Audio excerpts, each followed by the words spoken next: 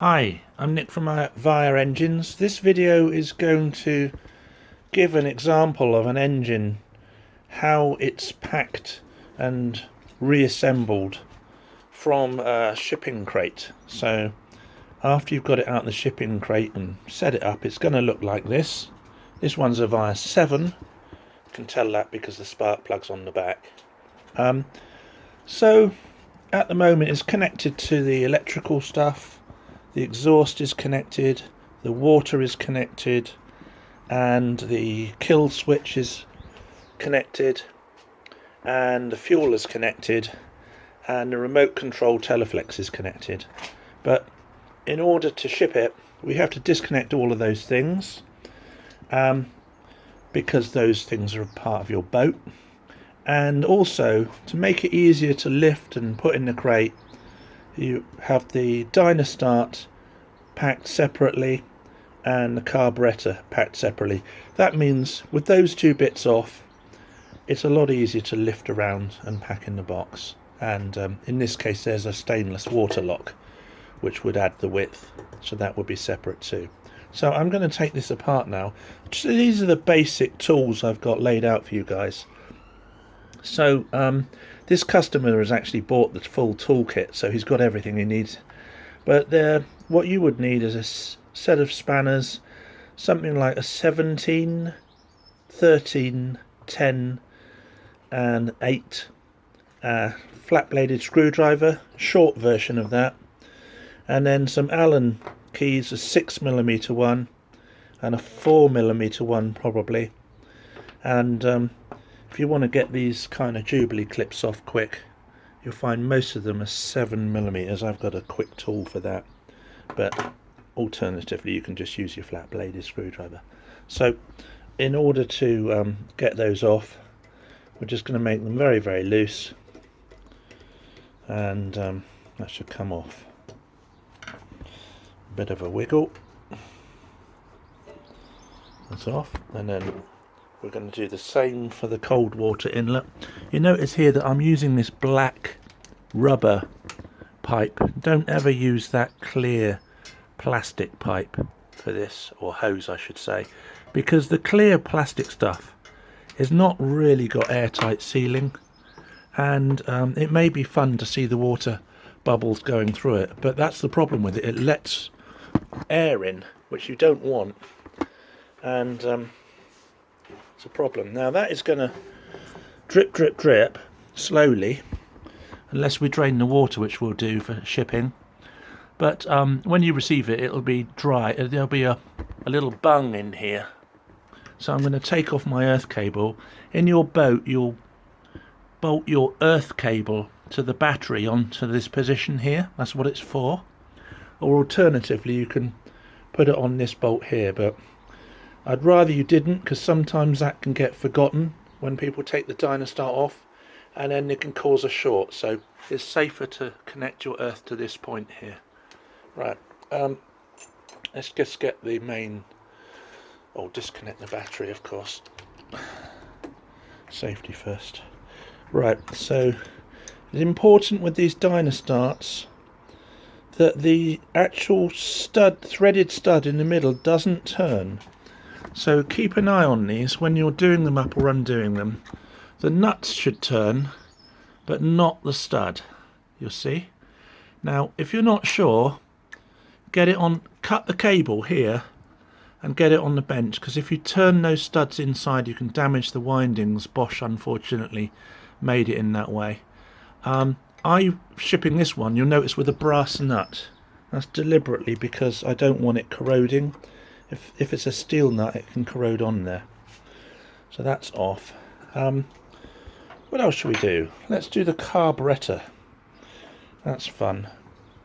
So the carburetor is held on basically with two nuts here. The 10mm spanner will do, but its access is difficult when the throttle lever is on. So what I'd advise you to do is get your stubby screwdriver, and that's pretty much the only thing that's for, and then it's this particular type. It's got a clamp nut which is 10mm, and normally it's about 45 degrees downwards. You just loosen this off and you can slide it right off the shaft, still connected to the control wires, notice, but that's now out of the way. Okay, and look, I can now get to this nut easily. So you can also pull off the hose which drives the fuel pump, and now you've got even better access. So once you've got these undone a turn or so, both sides, I've done this one earlier by the way, cheating, pull off your fuel hose, you may have a clip to do there, and that needs to be 6mm bore hose, fire rated, not like this on my test bench, but proper safety graded rubber hose. You're allowed to have rubber fire rated hose on a boat, just for this section here, otherwise it should be full metal. Anyway, let's tickle these nuts off. I'm making this look easy. I'll zoom in for you. So I'm just holding the carburetor and I'm running my finger along. See? Now these nuts are going to fall down in a minute and it might drop into your bilges, so better have a rag ready, because you may need 1 or 2 attempts. I've managed to get that out clean, but you may find it drops, and there I've caught that one in my hand. So now the carburetor's off. That will zoom out for you. That will drip fuel a bit if you've had fuel in there, but if it's arriving in the crate it should be fairly dry, so don't worry. But the reverse technique, so you'd put the carburetor on with the 2 nuts, and then when the nuts are done up, then you'd put the lever on, and then the connection hose and the fuel hose. Okay, so that's off. What we're going to do is put all of our disconnected parts over here, and we'll make a nice pile, and then we'll just have the bare engine left. So next I'm going to tackle, because it just happened to be over here, this remote control. This is a fascinating setup I've got. I just made this plate up, and now I've got a beautiful stainless clasp here which is quick release, and a quick release pin going through this mechanism. This just slides back and I can just pop that pin out. Isn't that beautiful? Put it back in, and I don't know what's less confusing for the owner, but I'll leave that on for him and then he can figure it out later. And then this cable just comes out. Now he's going to need that end. He's getting a brand new Teleflex control set for me. So what I think I'll do is I'll spin this off and I'll just slip that back on temporarily to the lever, and then it's obvious where it goes. I'll put that half on, it should be obvious. You've got to slide it back. Right, this one is going to need a device to pop it off. I'll show you what I do here. So these are plastic on a steel ball, and you can basically just lever between the two and it pops off like that, and then you're going to need the end that spins off. These are called, whoops, these are called 33C Teleflex controls, and then you push that on there, it'll snap on. So that's the bracket, and what we'll do is we'll take that bracket off, and I rather neatly glued the gasket to the bracket both sides, but there's no glue the other 2 faces. You'll see that, and that's great because it means that you don't rip the gaskets when you take this off, and you don't rip the gaskets when you take the carburetor off. So I'd recommend that. Glue the gaskets to the bracket, nothing else. Okay, those nuts can go back on the studs. It just lowers the confusion level. Rather than get 2 nuts loose in the bag, they're actually where they're going to end up now, so it's obvious. So we're going to need a 4mm Allen key to undo this saddle. That's what we call it. I could use a straight one, but I've got this easier screwdriver one. Put the gear out of the way. And these engage. You'll see on the 33C cables there's actually a ring slot cut, and on the underside of this saddle is a protrusion, and it engages in that slot. So if I just swing this saddle out the way, you see there's the slot, and underneath there is an indentation which registers in that slot. So that's all you have to do to remove them, which is great really. Excuse me. Let's put those out of the way temporarily, and then let's just tidy this up. Dum-dum-dum-dum. Oh, right. Again, I could pack these loose in the bag, but it would confuse people what on earth they were and whether to put them on the lower one. So I'll leave that in position because you know that that's the one for the throttle. And this one is going to actually cut and scratch people because it protrudes, so I will take it off.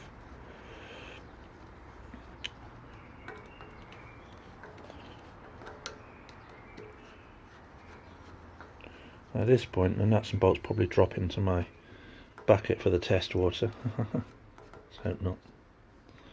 Well, that's 1, 2,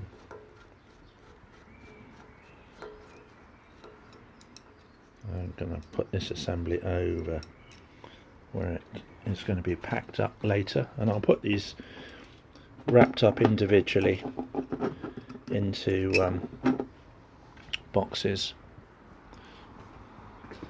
Right, what next? So we've got the fuel, let's get that out of the way. Hey. Oh. That's where it should live. Right, now back to your engine development. We need to take this front plate off now. Now, so one of the main reasons for this video is the spacers, because if you look, there is a space here that means that the rotating parts won't rub against the stationary parts, and if you look, there's a gap between the front pulley and this plate, and that's caused deliberately by some packing washers here. You see there's a washer or two behind the plate. If we didn't have that, the plate would be so close to this tube that it might be touching the front of the pulley and then scrape the paint off and make a horrible noise. So when you reassemble it, make sure you do have that clearance, and that's what the washers are for. Similarly, there is here a spacer behind this nut. You may have hexagon bolts. This is a military spec engine, so it's got the stainless Allen bolts. But you see the thickness of that adjuster? It's matched by the thickness of this little brass half-height nut. So that will stay there. Otherwise you distort and bend this. Another thing to notice, I've got the slotted part here on the engine, not on the dynostart. And the reason for that is because if you have it on the dynostart, it may start gouging into the paint here and jam up. So if you want a nice neat engine and adjust it, keep the slotted part of your belt adjuster here. Right, so what we're going to do is just carefully take these out. Now go back in the engine in a minute. This one can stay on the plate. Okay, and then I'm going to show you, in here is a couple of nylock nuts. These ones won't shake loose. Now during my testing I didn't use these because they take a bit of time to put on. I just put standard ones, but you're going to use the nylock ones so that when you've got the dynostart nearly tight, you can leave them nearly tight and they won't shake loose. Why do you leave them nearly tight? So you can adjust the belt by just slackening off this one bolt instead of slackening the big bolts underneath, which are inaccessible, and this bolt. So if you keep these slightly loose but with these nylock nuts, it makes belt adjustment really easy. Right, now next I'm going to take off the 2 wires which are for charging, and that's the DF wire. This is the 8mm spanner, and the D+ wire behind it. Okay, and on your boat you should have some connectors like this. so they're easy to push on, and they may be full circles, but I've colour coded these so they can't get mixed up. That's very important on those two. If you get these two the wrong way round, it will blow up the old regulators. I think the new ones are protected, but watch out for that. Right, so that will swing that away. You see that that is stiff, but it will move deliberately. That's what I'm saying about keep these nylock ones nearly tight. Now, if I take the weight of the dynostart on my hand, I can now, having taken the nut off first, wiggle out this big lower bolt, and that would have the nylock nut on it, of course. That's going to stay on. You see the spacer washers? I've put a bit of gasket glue on there so they don't drop off and get forgotten, and I'll take particular care to pack this so it doesn't get scratched, because it's a beautiful little item. Now the belt can come off. There we go.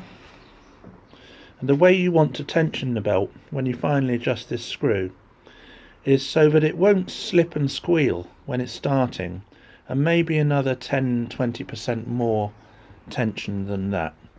It's not an alternator, so it doesn't need huge amounts of tension, and that's it. Alright, so I'm going to take off the other mounting bolt for the dynostart. You may find you need to hold both ends of this.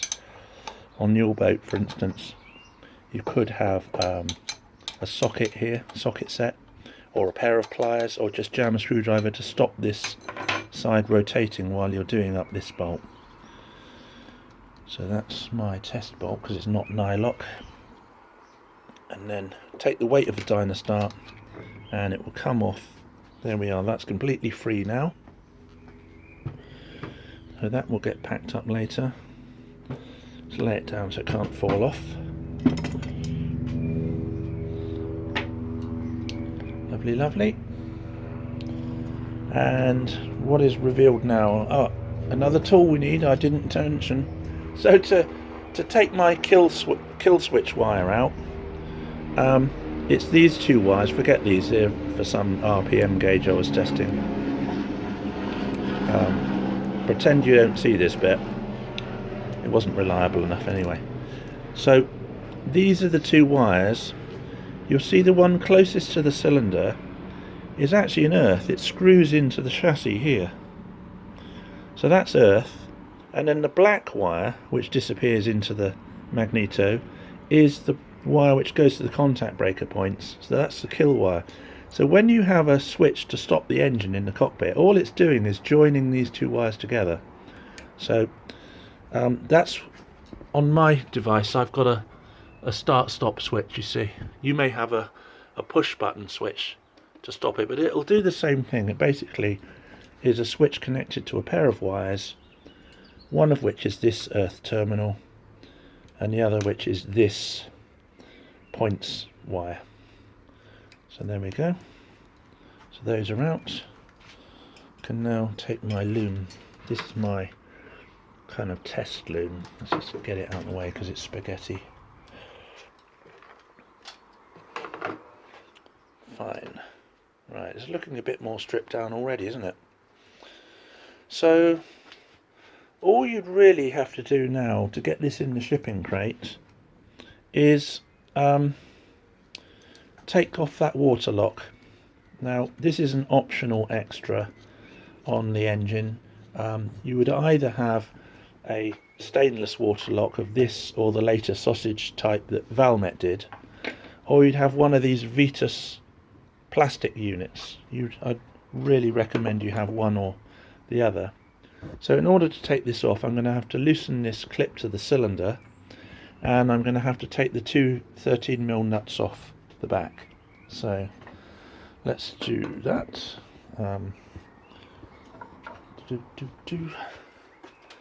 You'll notice that this is at the top of the cylinder and it's brass. That's because I've upgraded it. Some of the early engines had it down here, which has been blocked off, and it was troublesome. The early model wasn't too bad. It was just a straight pipe which bent around. But in Denmark, the engines they did there, they had a two-piece banjo which always blocked and caused trouble. So later on they put a plastic elbow up here, which I thought was a bit of a risk. If the engine ever overheated, it would stop the water circulating. So I've fitted a brass one in here, which is obviously heat proof. Now this is a really tricky little nut if you've got this type of water lock on, because you have to use a spanner in here, but you have to keep reversing the spanner direction so that you can get effectively 1/12 of a turn each time. You don't have to take this off, you just need to take it so that the forked end of this stainless steel sheet can slide out. So that's now loose enough. You can see there's a little air gap there. And then I want to take off the back nuts. Now you'll notice these are also stainless or brass. You don't want to use steel nuts here, because if with the heat and rust they'll get stuck on. In fact, there is some copper slip paste just to try and prevent these studs rusting up in future. So I don't just build these engines to you know, look good when they go out of here. I build them in such a way that if they need servicing in future, then they will get the right sort of attention. They will be easy to service, I should say. Another example of that is the water drain bolt on the cylinder here. So this was working and it's sealed, but I wasn't happy with the thread, and I thought maybe in a few years it would weaken. So what I did is I drilled it out and I fitted a brand new stainless steel thread in there, so that it was really strong and resistant to corrosion. And it's the kind of attention to detail I do, particularly on these military spec engines. Right, you'll notice there's a couple of lock washers on there, and they're stainless steel as well, so I'll put those back on in a minute. So there's now revealed there's two gaskets here with paste, and one gasket is either side of this stainless sheet. So you have one on the exhaust, one on the pipe, and then the sheet in the middle. This is a bit of a wiggle, probably it will spill a bit of water, but you can pull this off probably first, and then the whole back end will wiggle off. Get ready to catch the gaskets if they drop out.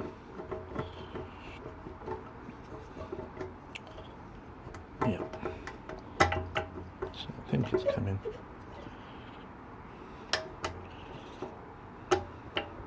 It may be advisable to slacken that top swivel off, just makes it a bit more manoeuvrable here.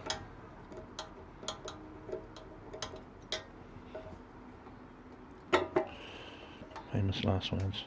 Alright, let's try and wiggle this. It's probably one of the reasons they redesigned it in the sausage shape. But I prefer these because they have some nice flat areas. That's it. There we go. It dropped on the floor. So I'll get that. So that is the water lock off. Just be careful here. And how many gaskets have we got? We've got one there, the other one dropped down on the floor, which I will pick up in a minute.